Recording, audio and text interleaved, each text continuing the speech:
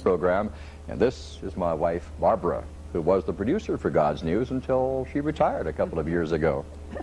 It's good to be with you for this year's 2003 Prophecy Conference, which marks the 20th conference of the God's News Ministry, with the theme this year, Shaking of Nations. We're coming to you by way of SkyAngel from a beautiful and vibrant church in Tampa, Florida, called the Church Without Walls. As always, this premier prophecy conference features some outstanding speakers, most of whom are old friends, and one's an exciting newcomer to our stage. Well, this year's conference opened with internationally respected Grant Jeffrey, a leading teacher on Bible prophecy and apologetics. His over 35 years of research on eschatology has led him to acquire a personal library of over 5,000 books on that topic. During this session, Grant speaks about unveiling the mysteries of the Bible's strangest prophecies.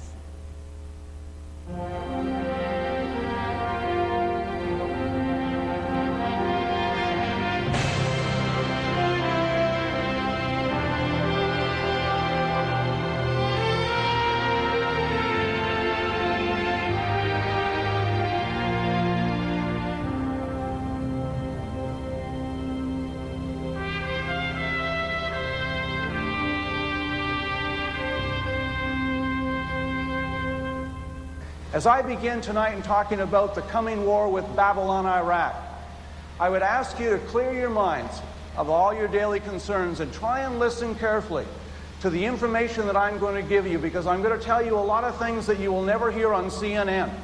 But these things are true. I would not tell them to you unless I had 2 or 3 independent intelligence and military and political sources for each thing that I'm going to share with you. You need to know what's happening behind the scenes, because what's really happening and what they tell you is happening are totally, totally different. If you have your Bibles, turn with me to the Gospel of Luke. Jesus Christ, in the Gospel of Luke 21, told his disciples and you and I, in verse 22, "For these be the days of vengeance, that all things that are written may be fulfilled." He goes on and says in verse 24, "And they shall fall by the edge of the sword, and shall be led away captive unto all nations. And Jerusalem shall be trodden down of the Gentiles until the time of the Gentiles be fulfilled."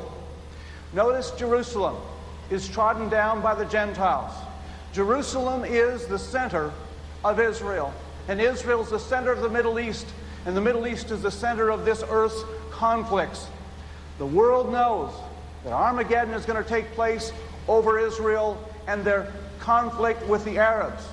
Understand this: the Arab conflict with Israel is not about land. It is not about borders. It's not about the division of Jerusalem. It is about the Arab desire for the annihilation of the state of Israel. It is their inability and unwillingness to accept that Israel has any right to exist on a single inch of land in the Middle East that is the source of this conflict. And this was prophesied by King David in Psalm 83. He said that the nations, and he specifically names the nations that now surround Israel by their ancient tribal groups. And he says that they would confederate together in a secret conspiracy to cut Israel off from being a nation, that their name may be no more in remembrance. If any other nation in the world is to lose a war, they might lose a city. They might be forced to pay war reparations. They might lose a province. But there is only one country in the world that if it ever loses a war, its entire population will be annihilated, because that is the solemn promise made by many Arab generals and Arab governments and newspapers and books. The amount of anti-Semitism in the world is rising. It is very much like in the 1930s. The number of Arab governments that in their official newspapers call the Jews pigs and monkeys, say that they have no reason to exist on this earth. It is absolutely frightening that the most popular books in Arab bookstores and kiosks throughout the Middle East are books like the so-called Protocols of the Elders of Zion, which is a piece of forgery that was created by the Russian Tsarist Secret Service back in 1905. And yet I've even seen some Christians who have been conned into believing that this is somehow a true document. It is a piece of anti-Semitic, satanic hatred. And yet it is one of the best-selling books in the Arab world today. The unremitting propaganda continuing in Arab newspapers, magazines, speeches, messages in the mosque, and of course in the textbooks in their schools. Do you know that not one Arab government, not even the Palestinian Authority, has a map that shows Israel existing? The truth is, the Bible said in the words of the prophet Zechariah 25 centuries ago, that God, according to chapter 12, verse 1, would make Jerusalem a burdensome stone. The images of a man pushing a stone up a wall and is coming back down upon him. Despite the fact that the entire world marshals its forces against the Jews and against Israel and Jerusalem, they will not succeed. Israel shall stand because God said it would.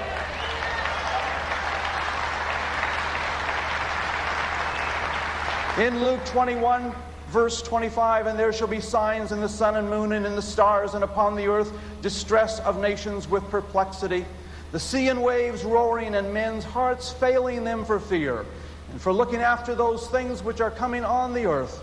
For the powers of heaven shall be shaken. The root word in the Greek, translated in the King James as heaven, is the root word for uranium. The powers of uranium shall be shaken. Could this be a prophetic hint that in the last days men's fear will be because of the release of radioactive weapons throughout the world by terrorists as well as by rogue nations such as the axis of evil that President Bush pointed out is such a danger to the world today? People on the talking heads that sit around in panel discussions on CNN from time to time raise the quip and say, well, why should we worry about weapons of mass destruction for Iraq? After all, North Korea has them, China has them, Russia has them. What's the difference? What's the hurry? Well, here's the difference. Saddam Hussein is the only person on this planet that not only desperately wants weapons of mass destruction, not only is there overwhelming evidence that he has them, but he's the guy who used them. He used them against the Iranians, killing almost 1 million Iranian soldiers in an unprovoked war that he started. Then he used it also against his own people, the Kurds in the north of Iraq, killing over 250,000 of them, wiping out 4,000 Kurdish villages. This man is a tyrant. He is a monster. He is a man who has created so much fear in Iraq that there's hardly a family that has not lost someone to torture or to death from his various intelligence and secret service groups. Saddam Hussein's whole life has been about violence. He told President Mubarak of Egypt that when this revolution comes, the largest piece of his body that would survive would be the size of his little finger. He knows the Iraqi people hate him for what he's done. And he knows that if he was ever to be under their power, they would literally take him apart with their bare hands, which is, by the way, what they did with several of their past leaders. A very tough country indeed. Saddam Hussein has created a torture chamber, and it is called a country, namely Iraq. He has a prison for children.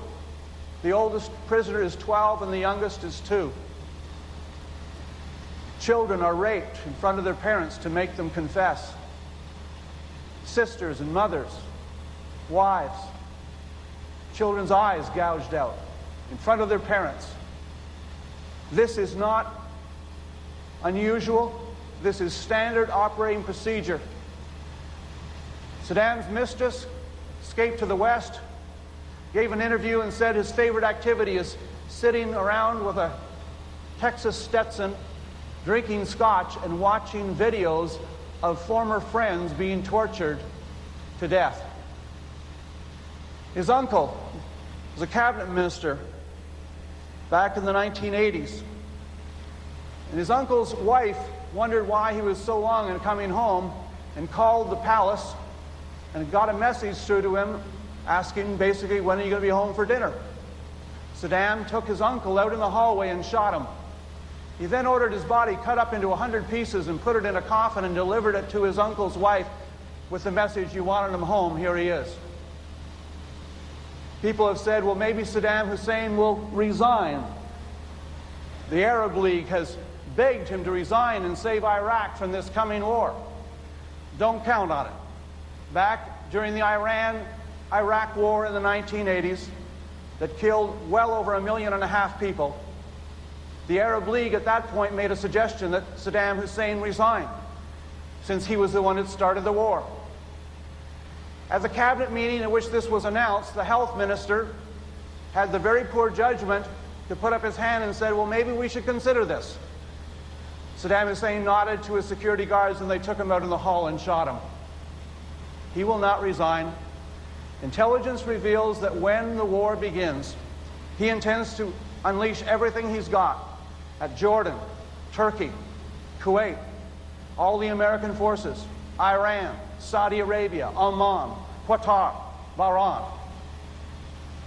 This is a man who lit 1,000 Kuwaiti oil wells, put them on fire, causing over $1 billion of damage.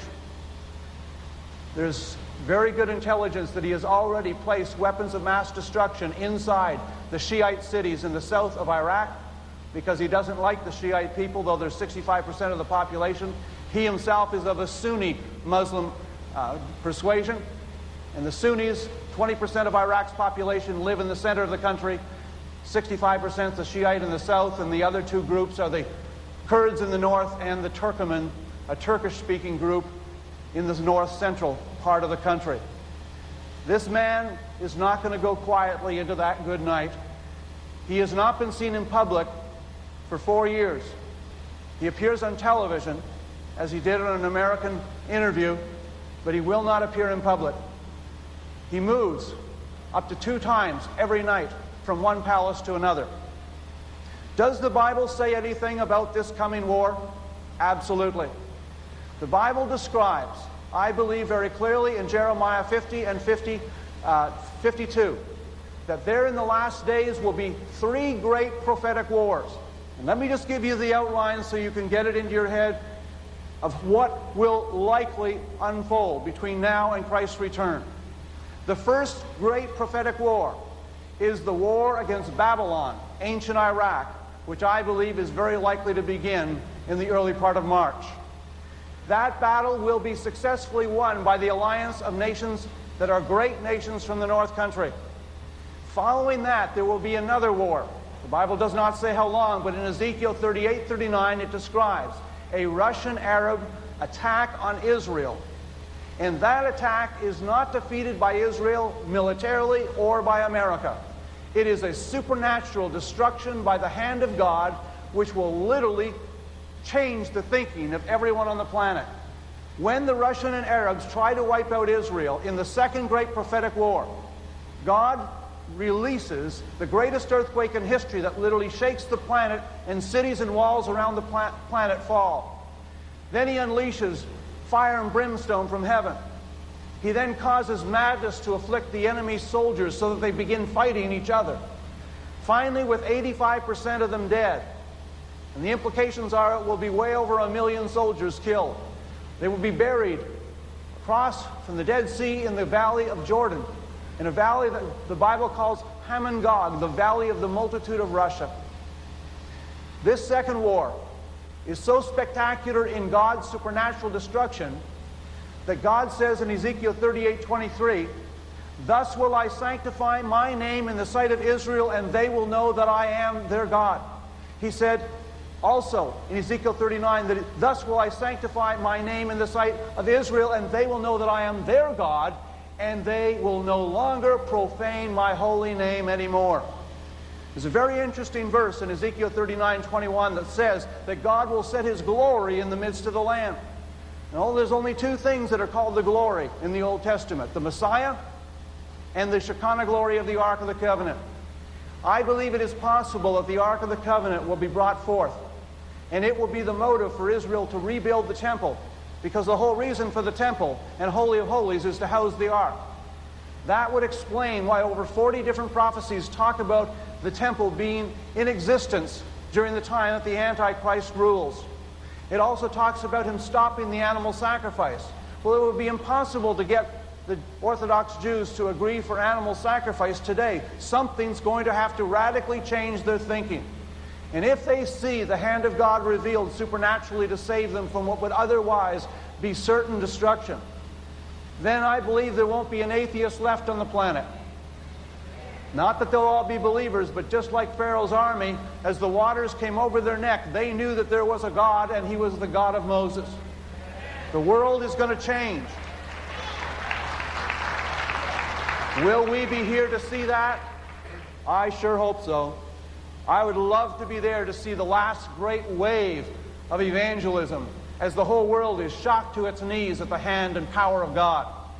But whether or not we're here, no one can tell, because we could be resurrected before we get home tonight. The resurrection is imminent. But these three great prophetic wars, the first one against Babylon, the next one, Russia and the Arabs against Israel, and God wins.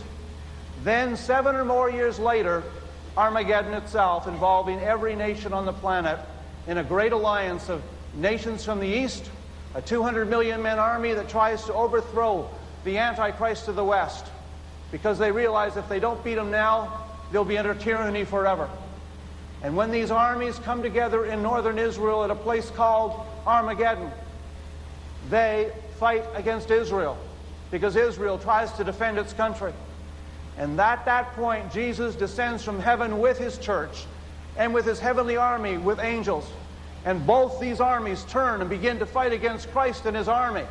You are going to be there in the third great prophetic battle.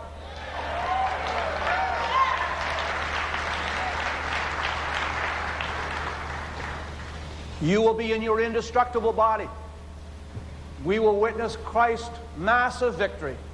As King of Kings and Lord of Hosts, that means Lord of military forces, Jesus Christ, who is no pacifist, is going to come and destroy the enemies of Israel and of himself. And he will set up a kingdom of peace. And for 1,000 years there will not be war or violence in the land. Jesus Christ will rule from the throne of David. I believe with all my heart that all three battles are going to take place in our lifetime. Let's go back and look at the first great prophetic war. Look with me, if you have your Bible, at Jeremiah chapter 50. Jeremiah chapter 50, verse 9. 3 times in the Old Testament, the phrase great nations is used. This is one of them. I point this out because this is not a prophecy about small nations like Syria or Turkey or Iran. This is about great nations, global powers. And here's what it says, and this is why I believe this is the one prophecy in the Bible that does, I believe, refer to America. And yet there's a strange silence in prophecy about America after this. For lo, I will raise and cause to come up against Babylon an assembly of great nations from the north country. Now, if you take a globe and draw a parallel, the 33rd parallel goes through just south of Baghdad. And you take that around the globe and you will find it runs through Savannah, Georgia. In other words, 90% of the United States of America, all of Canada, Britain, are the north country relative to Babylon, Iraq. When God refers to directions, very often in the Bible they're directions relative to Jerusalem or Israel. But here we're specifically mentioning another nation that is over 559 miles away from Jerusalem, and I believe it is clear that the geographical directions are relative to Iraq, Babylon. Notice the next part of the verse, and they shall set themselves in array against her. This has never happened before.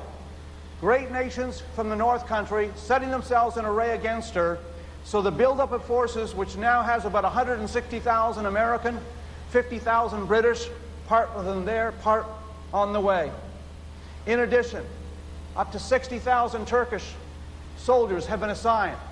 Jordan is already working with the Americans and British with special forces in Iraq and has been doing so for 3 months. The real inspections have been going on for 3 months, folks, and the real inspections are not the UN inspections. The UN inspections are literally smoke and mirrors. UN inspectors, 105 of them, cannot possibly find weapons of mass destruction that have been hidden by very clever people, and when they had 4 years to do it. They worked with the UN UNSCOM inspectors all the way through the 90s, and they knew every technique they used and what technology they had. The UN, in agreement with Iraq, insisted that not one of the experienced UN weapons inspectors be allowed on the team. In other words, Iraq and the UN agreed all the new weapons inspectors had to be amateurs. They'd never worked with Iraq before. They never knew their clever methods of deception. Talking with one inspector, he told me that they would be heading at 90 miles an hour down a road, and all of a sudden they'd switch and start heading in a right direction to another secret place. And the Iraqis have over 20,000 security forces assigned to these 105 UN inspectors. They are videotaping them. They're monitoring them with audio tapes. They have already infiltrated the present UN inspection team because the UN thoughtfully insisted that Arab countries be allowed to provide technicians. Iraqi military intelligence immediately penetrated their teams. Within 3 hours of knowing when they're going to go to a particular site, the Iraqis are aware of it, and so now they're heading down this road, and they'll come to a place, say, in a canyon. There the Iraqis will flip a transport trailer, totally blocking the road. And when the UN inspectors said he'd be staying there talking to the Iraqi minders and security forces and say, "You did that on purpose," the guy says, no, it's just an accident. And he says, "You are lying. I've got a satellite phone here, and my folks tell me, but from the satellite, they're moving stuff out of the factory even now as we speak, and you blocked the road." And finally, after telling him, you're a liar, the Iraqi said to him, "So what's your point?" In other words, of course I'm lying. That's what I do. 105 UN inspectors that are amateurs cannot possibly find hidden weapons of mass destruction in a country that's bigger than California. It is absolutely ludicrous. That was never what they were intended to do. And this demand that we get more inspections and more time is simply an excuse by the cheese-eating surrender monkeys in Europe who basically want to hold back America from doing what America has to do.